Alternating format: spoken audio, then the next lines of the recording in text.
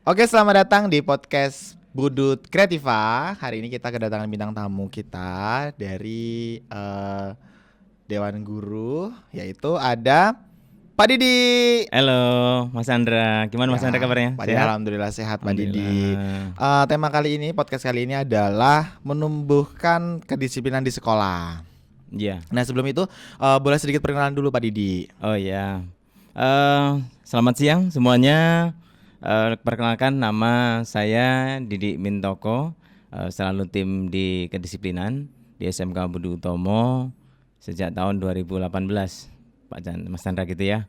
Kemudian di sini juga di samping itu mengajar di kelas. Seperti itu. Dari tahun 2018. 2018 di kesuaan. Kalau masuk di SMK Budi Utomo dari tahun 2010. 2010 Pak Didi. Iya, 2010. 2010 aku tuh masih SMP ya Pak Masih ya. SMP ya? Iya masih Mas Andra SMP. ya? Nah Pak Didi, mendengar kata disiplin, sebenarnya apa sih yang pertama kali terlintas dari Pak Didi? Oke, Oh, disiplin. untuk disiplin ini Mm-mm. karena sukses itu ya Mas Andra ya, apalagi untuk di siswa-siswi kita ya, khususnya di kalangan remaja saat ini, kunci yang pertama itu adalah disiplin.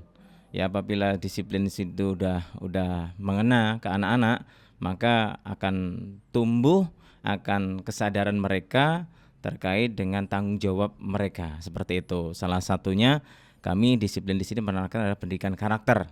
Ya, pendidikan karakter di sini karena banyak hal yang perlu dimiliki oleh anak. Salah satunya yaitu attitude anak-anak, seperti itu. Kemudian terkait dengan tanggung jawab, kemudian kebersihan, ya termasuk juga di dalamnya tertanam kedisiplinan di situ.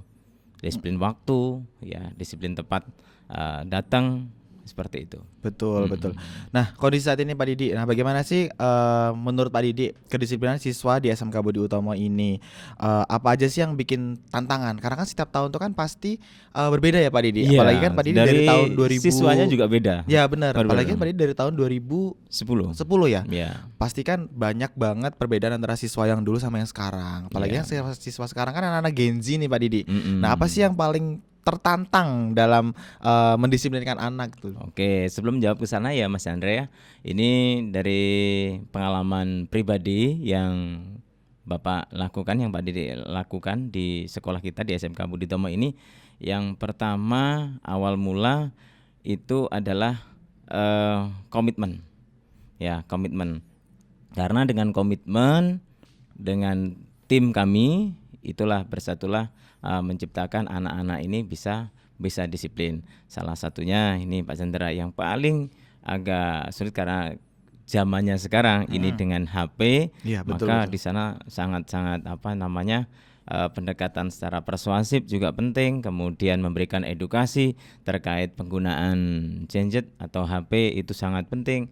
Maka kami juga sosialisasikan terkait dengan perihal-perihal yang semestinya mereka lakukan dan mereka lakukan seperti apa, dan hal-hal yang tentunya mereka miliki adalah wawasan. Maka dari edukasi di situ kami menerapkan di SMK Budi Utomo kita, yaitu ketika belajar HP harus dikumpul seperti itu. Dan ada lagi Pak Chandra yang susah ini terkait dengan pola mereka, yaitu pola tidur, pola hidup. Oh iya, Faktor ini salah betul. satunya sangat tergantungan mereka dengan gadget, Iya, ya, betul, karena di sana banyak fitur-fitur atau aplikasi-aplikasi, apalagi yang sangat berbahaya ini Pak Chandra, yaitu main game itu sampai larut malam mereka tidak sadarkan diri, sehingganya ketika berangkat sekolah mereka sering Sering terlambat. telat, betul. Nah, Deh. seperti Apalagi itu. anak-anak sekarang itu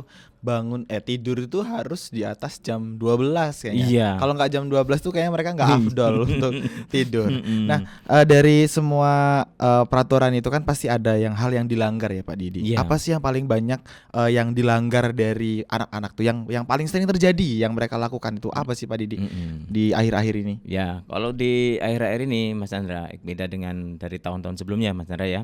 Ini anak-anak ini melakukan banyaknya terlambat. Ya, terlambat karena ya mungkin tadi efek dari tidur terlalu malam, ya sehingganya mereka terlambat di situ.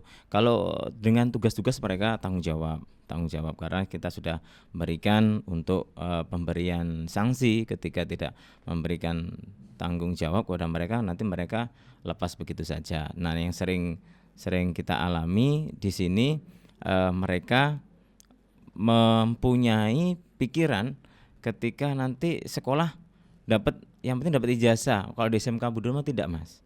Karena kita punya prinsip bukan hanya sekolah aja terus kemudian duduk, tidak, tapi mereka juga dicarikan oleh soft skill maupun hard skillnya. Seperti itu.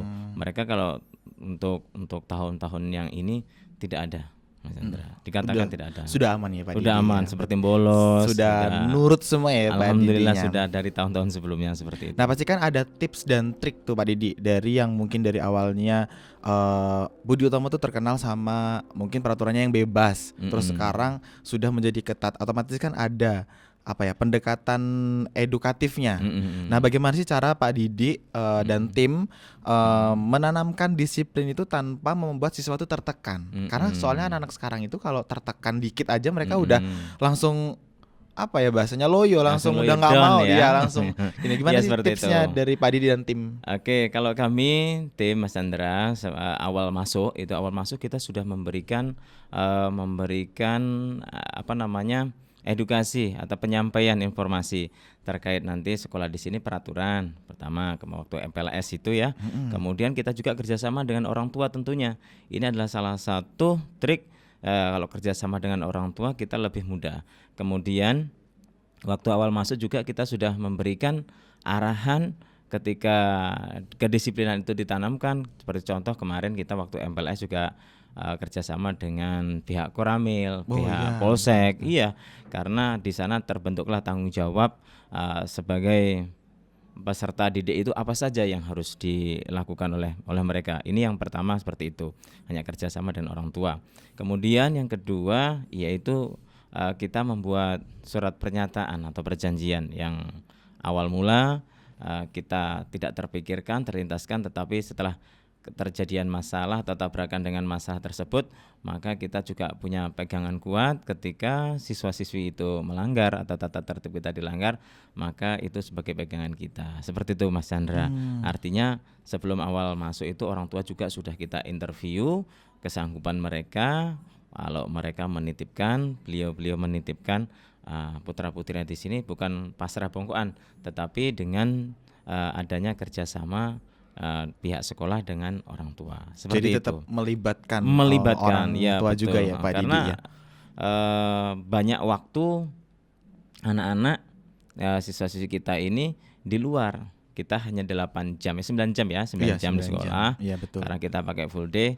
Tetapi ketika nanti itu terjadi antara orang tua dengan sekolah atau dengan SMK Budi Utomo, maka itu sangat mudah untuk koordinasi maupun konfirmasi. Seperti itu Mas Chandra. Emang betul sih. Dari semua itu tadi Pak Didi, dari tingkat kedisiplinan, terus dari mungkin program-program.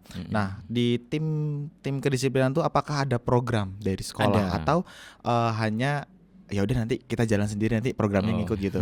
Ataukah memang ada programnya Pak Didi? Ada. Nah, untuk program itu apa sih Pak Didi yang bisa meningkatkan kedisiplinan siswa? Yang pertama kita susun dulu Mas Chandra dengan tim itu ada jangka menengah, pendek, menengah, terus kemudian jangka panjang. Artinya step by step kita lakukan. Seperti contoh kita ada pembentukan karakter LDK, kemudian dan seterusnya program yang sudah kita rencanakan. Setelah ini siswa kita punya jiwa kepemimpinan harus seperti apa, itu sudah ada di program kami. Kalau misalkan nanti Mas Chandra mau lihat-lihat di program kami itu banyak Mas Chandra, kurang lebih bukunya segini ya, udah banyak, dan itu sudah disepakati oleh tim kami. Karena juga kami di sini juga masih banyak kekurangan. Kita juga sharing dengan sekolah lain, tentunya Mas Chandra di luar Provinsi Lampung juga pernah kita kunjungi seperti itu. Pernah kita adopsi juga. Artinya kita mencontoh yang alhamdulillah di tahun ini Mas Chandra ini yang sudah banyak bergabung SMK ada 3 Mas Chandra ya. Kita spill saja namanya, nggak usah disebutkan, tapi mereka juga mau mencontoh sekolah kita. Dan yang kemarin Mas Chandra juga luar biasa, ini siswa jurusan TBSM kita masih mempunyai juara ya skill contest kelas Yamaha. Ini juara 2. Kalau tahun kemarin kita juara 1. Di tahun ini di tahun ini kita juara juara 2. Alhamdulillah. Walaupun itu persaingannya sangat luar biasa Mas Chandra. Ya dari mana? Dari disiplin tadi itu. dari disiplinnya.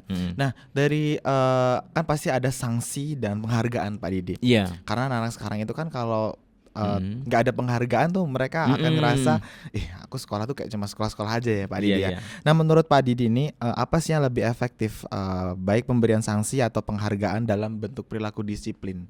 Oke. Jadi gini Mas Chandra, kalau misalkan siswa itu nggak disiplin ya, kemudian kita sudah panggil dengan orang tuanya atau kerjasama dengan orang tuanya, tetapi mereka masih melanggar aturan tata tertib kita, kemudian kedisiplinan mereka tidak mau mengikuti budaya-budaya kita. Contohnya kita udah pakai model pembelajaran ini, teaching factory nih, sangat luar biasa sekali. Kita pakai model teaching factory, harusnya seperti apa, bagaimana, itu ada sanksinya Mas Chandra. Kita nggak repot-repot Mas Chandra. Ketika mereka ini kita hanya memberikan tugas itu tambahan itu yaitu menulis Mas Chandra. Karena dengan menulis mereka tentunya membaca. Dengan membaca mereka akan memaknai, apalagi sampai dituangkan di buku. Contoh ini di pendidikan karakter kita namakan sesuai dengan agamanya, kepercayaannya. Yang Islam nulis Al-Qur'an, kemudian yang Kristen maupun yang Hindu dan Buddha itu menulis juga Alkitabnya masing-masing, kitab sucinya masing-masing. Di sana juga akan terpengaruh. Kemudian pemberian hadiah Mas Chandra itu berupa beasiswa. SMK Budi Utomo tidak cuma-cuma Mas Chandra, ketika siswa itu prestasi baik akademik maupun non akademik, mereka juga akan diberikan beasiswa yang sangat luar biasa sekali. Itu bukan bentuk uang tunai Mas Chandra, tapi bentuk untuk pembayaran administrasi sudah masuk include di dalamnya, pendidikan, uang pendidikan. Iya, seperti itu.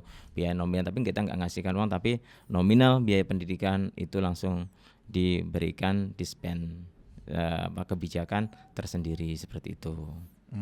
Tadi kan kita udah bahas nih dari bagaimana cara disiplin, terus program-program apa saja, terus tips dan trik dari Pak Didi kan sudah kita dengerin semua ya teman-teman. Nah, di sini ada nggak sih pesan atau motivasi dari Pak Didi untuk siswa agar lebih disiplin dalam belajar dan bersikap di sekolah? Kan sekarang nih banyak nih anak-anak tuh kadang malas-malesan. Ada nggak sih pesan-pesan buat Pak Didi, buat mereka untuk Pak Didi, dari Pak Didi gitu? Oke, ada nih Mas. Jadi kalau terkait dengan pesannya Pak Didi, setiap harapan itu pasti ada usaha Mas. Ya, setiap harapan itu pasti ada usaha. Ketika mereka tidak berusaha, maka mereka ya tidak akan mendapatkan apa-apa, seperti itu. Apapun yang kita sampaikan hasilnya tidak akan maksimal kecuali mereka mau berusaha. Ya, seperti itu. Ya.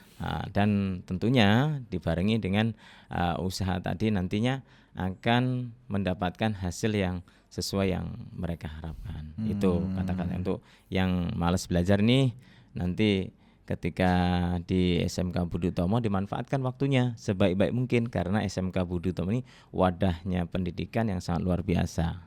Seperti itu, dan gurunya semua berkompeten sesuai dengan jurusannya. Betul. Nah, yang terakhir Pak Didi, apa sih harapan Pak Didi untuk harapan Didi terhadap kedisiplinan siswa SMK Budi Utomo di masa mendatang? Oke, harapan saya pribadi ini Mas Chandra, ini tidak terlalu banyak. Yang jelas harapannya selalu komitmen tim kami ya, komitmen tim kami, terutama di tim kami. Kemudian yang kedua, adapun hal yang sifatnya ini contohnya sifatnya Mas ya, yang sifatnya urgent dan tidak urgent, kita akan dulukan yang mana, seperti itu. Ini harapannya ya, ke depan SMK Budi Utomo lebih baik lagi. Amin. Dan lebih jaya, karena tahun ini Mas Chandra ini kuota sampai tidak terbendung nih, ya, luar biasa, sampai meludak itu. Bahkan kalau kita kumpulkan satu kelas lebih itu ya, yang kita tolak, yang kita bukan bahasa kita bukan kita tolak ya, tapi belum bisa bergabung di SMK Budi Utomo. Maaf ini untuk tahun ini PPDB tahun ini kita insya Allah di bulan 9 sudah pembukaan penerimaan siswa-siswi baru seperti itu. Mulai dari bulan Mulai bulan 9 ya, Pak September Didi? ya, bulan September 2025 ini seperti itu. Nah, kita. buat adik-adik yang mau bergabung di SMK Budi Utomo, jangan lupa untuk mulai pesan kursinya atau inden dari sekarang karena sudah kita mulai buka nanti di bulan 9. Iya. Dan itulah tadi percakapan sedikit dari Pak Didi dan terutama untuk saya.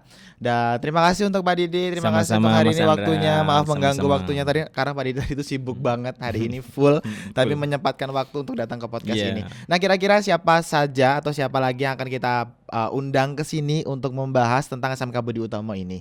Ya, boleh langsung komen aja atau mungkin langsung kasih masukan ke tim podcast kami biar kami langsung undang langsung gurunya datang ke sini. Dan Iya. ini Pak Didi adalah perdana guru yang datang ke sini dan kita wawancara Sesi, ya. ya. Terima kasih Pak Didi. Sama-sama, Mas Mungkin Andra. itu saja podcast hari ini. Saya akhiri. Wassalamualaikum warahmatullahi wabarakatuh. Bye-bye. Waalaikumsalam warahmatullahi wabarakatuh. semuanya.